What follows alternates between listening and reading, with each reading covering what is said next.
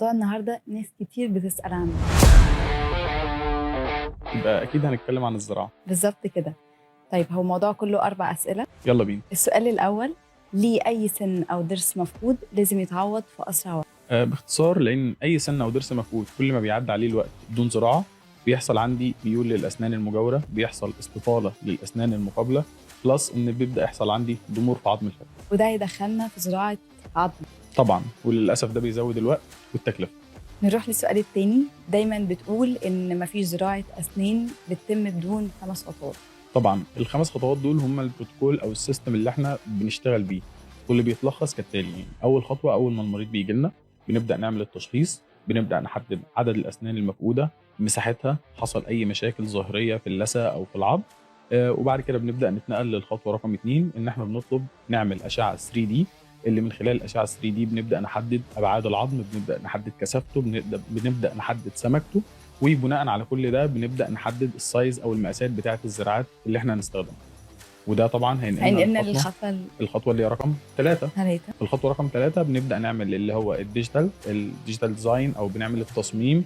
بنبدأ نوري المريض احنا هنستخدم كام زرعة، مقاساتها ايه، الزرعات هتتحط فين بالظبط، وبيكون كل حاجة محسوبة بجزء من الملي. بعد ما بنعمل التصميم بتيجي الخطوة الرابعة بقى، واللي هي هنبدأ نشتغل. الشغل باختصار هو ان احنا بنحط مسمار متصنع من مادة تيتانيوم.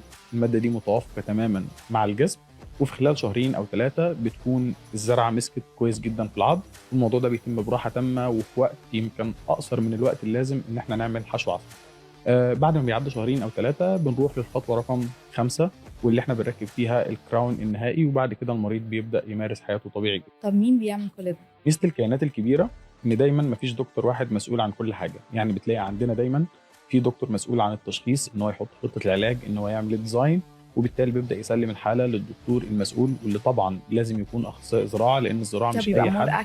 طبعا لان الزراعة مش اي حد يقدر يمارسها، وده الحمد لله اللي احنا بنوفره، واللي بيخلينا دايما قادرين ان احنا ننافس اي عيادات اسنان في مصر وفي الشرق الاوسط. نيجي بقى لاخر سؤال، ايه الفرق ما بين الزراعة الفورية والتحميل الفوري؟ حلو قوي السؤال ده، ودايما عامل لخبطه عند ناس كتير. باختصار الزراعه الفوريه هو ان انا بيكون عندي ضرس منتهي ما عادش ينفع يتعمل له علاج جذور ولا يتعمل عليه كراون، فبنخلعه، وفي نفس وقت الخلع بنبدا نحط امبلانت. ده بيكون افضل وقت للزراعه واسرع التئام للزرعه مع العظم. ده بالنسبه للزراعه الفوريه.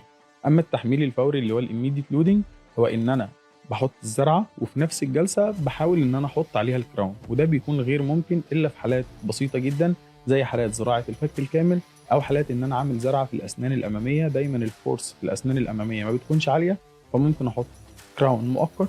او في حالات زراعه الفك الكامل، لان طبعا مش هينفع نسيب المريض كده، بس دي بتكون كراونز او بتكون تركيبات مؤقته لحد ما بيعدي فتره 2 أو 3 شهور اللي احنا قلنا عليهم، وبنشيل الكراونز المؤقته دي وبنرجع نحط الكراونز النهائيه.